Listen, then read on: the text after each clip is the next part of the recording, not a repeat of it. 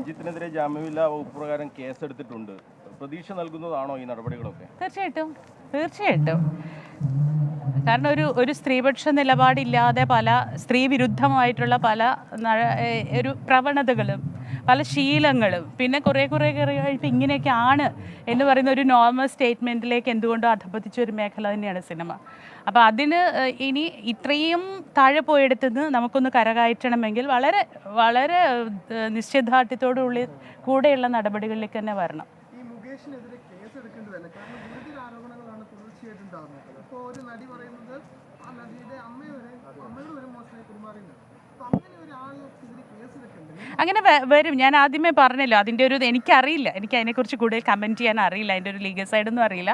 പക്ഷെ തീർച്ചയായിട്ടും വ്യക്തിപരമായുള്ള അഭിപ്രായം എന്ന് പറഞ്ഞാൽ ആരാണെങ്കിലും കൃത്യമായ ലീഗലി ഏത് നടപടിയിലേക്കാണോ പോകേണ്ടത് അത് വരണം. സ്ത്രീക്ക് നിയമത്തിൻ്റെ വശത്തു നിന്നും ധാർമ്മികമായ വശത്തു നിന്നും കിട്ടേണ്ടുന്ന എല്ലാ പ്രിവിലേജുകളും ഈ കാര്യത്തിൽ കിട്ടണം. അവിടെ സിനിമ പോലെയുള്ള ഒരിടത്തുള്ളൊരു നിസ്സഹായാവസ്ഥയുണ്ട്. രണ്ട് കാര്യത്തിലാണ് സ്ത്രീകൾ സിനിമയിലേക്ക് വരുന്നത്.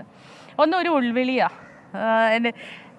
ടാലൻറ്റഡ് ആയിട്ടുള്ള ഒരാളുടെ ഒരു തൃഷ്ണയാണ്, എനിക്കത് ചെയ്യണം എന്ന് പറയുന്ന ഒരു പാഷനാണ്, ആ പാഷനിൽ വരും. മറ്റത് തീർത്തും നിസ്സഹായമായി മറ്റൊരു ജോലിയും ഇല്ലാതിരിക്കുമ്പം അവനവൻ്റെ മെറിറ്റ്സിലുള്ള ആത്മവിശ്വാസത്തിൽ വരുന്ന സൗന്ദര്യവും കഴിവും ഒക്കെയുള്ള ആത്മവിശ്വാസത്തിൽ വരുന്നതാണ്.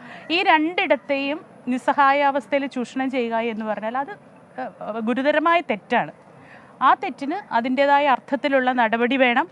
അത് നിയമത്തിൻ്റെ ഒരു ആനുകൂല്യവും പറ്റി മറുവശത്ത് പോകാതിരിക്കാനുള്ള ഒരു ജാഗ്രതയും ആ ഒരു പ്രിവിലേജ് സ്ത്രീക്കുണ്ടാവണം. ഇതിൽ പലരും പരാതി നൽകുന്നില്ല. എന്താണ് പരാതി നൽകാതിരിക്കാൻ എന്തെങ്കിലും കാരണങ്ങളുണ്ടോ? തീർച്ചയായിട്ടും നൽകണം എന്ന് താങ്കൾ പരാതി നൽകണം തന്നെയാണ്. കാരണം പരാതി നൽകുന്നില്ല എന്നുള്ളത് നമ്മളുടെയൊക്കെ എക്സ്പീരിയൻസിൽ നിന്നാണ്.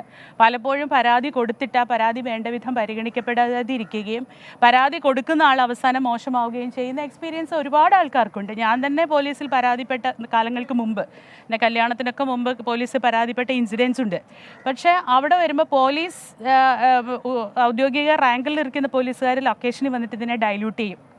അവർക്ക് വേണ്ടി, പ്രൊഡ്യൂസർക്ക് വേണ്ടിയോ ഡയറക്ടർക്ക് വേണ്ടിയോ ഒക്കെ സംസാരിച്ചിട്ട് നിങ്ങൾ ഒരു സ്റ്റാർ അല്ലേ, ആർട്ടിസ്റ്റ് അല്ലേ, നിങ്ങൾക്ക് നാണക്കേടല്ലേ പൊതുജനം അറിഞ്ഞാൽ. അപ്പോൾ അത്ര നിരുത്തരവാദപരമായി സമീപിച്ചുകൊണ്ടിരുന്ന ഇടത്തു നിന്നാണ് ഇത്ര സ്ട്രോങ് ആയിട്ടൊരു സ്പേസ് കിട്ടിയിരിക്കുന്നത്. ഈ സ്പേസ് ഭയങ്കര അനിവാര്യമായിരുന്നു, വലിയൊരു സ്പേസാണ്. ആ സ്പേസിൻ്റെ ആത്മവിശ്വാസം ഊർജ്ജമാക്കി മാറ്റി സ്ത്രീകൾ വരിക തന്നെ വേണം.